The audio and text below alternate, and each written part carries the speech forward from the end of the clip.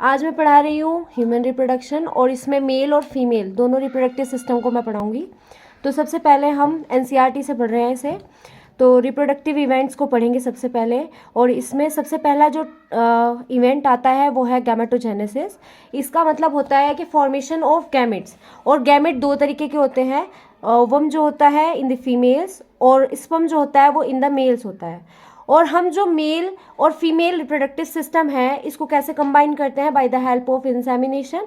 इसमें क्या होता है कि जो स्पर्म होता है वो ओवम से मिलता है और फॉर्मेशन करता है जाइगोट की, और जाइगोट जो है जाकर इम्प्लांट हो जाता है into the endometrium lining of the uterus, जिसे हम इम्प्लांटेशन का नाम देते हैं।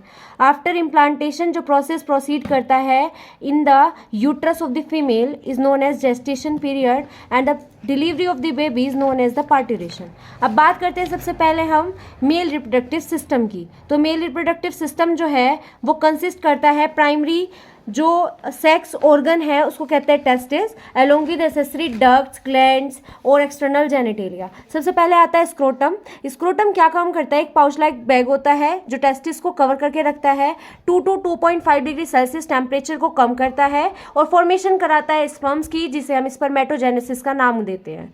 और spermatogenesis is the event for the formation of gametes. और इसके अंदर टेस्टिकुलर लोब्यूल पाए जाते हैं जो कितने होते हैं 250, और 250 कंपार्टमेंट के अंदर भी एक कंपार्टमेंट पाए जाते हैं 2 से लेकर 3 तक, जिन्हें हम सेमनीफेरस ट्यूब्यूल का नाम देते हैं। सेमनीफेरस ट्यूब्यूल सेल कंसिस्ट करते हैं, मेल जर्म सेल का नाम देते हैं। और मेल जर्म सेल क्या करती हैं, ये स्पर्म्स को बनवाती हैं। और दूसरी जो सेल बचेंगी उन्हें कहते हैं सर्टोली सेल, जो क्या करती हैं, ये इन्हें नरिशमेंट प्रोवाइड करती हैं, जो इसके अंदर स्पर्म्स बनेंगे। अब बात करते हैं लिएडिक सेल की। ये जो लिएडिक सेल होती है ये एंड्रोजन सिक्रेट करती है for the formation of the sperms, और एंड्रोजन का नाम है टेस्टोस्टेरोन। और बात करें एसेसरी डक्ट्स की या ग्लैंड्स की, तो सबसे पहले हम डक्ट्स पढ़ेंगे। तो रेटी टेस्टिस से स्टार्ट होता है। रेटी testis is directly connected with the testis. और रेटी टेस्टिस के बाद आता है वासा एफ्रेंशिया।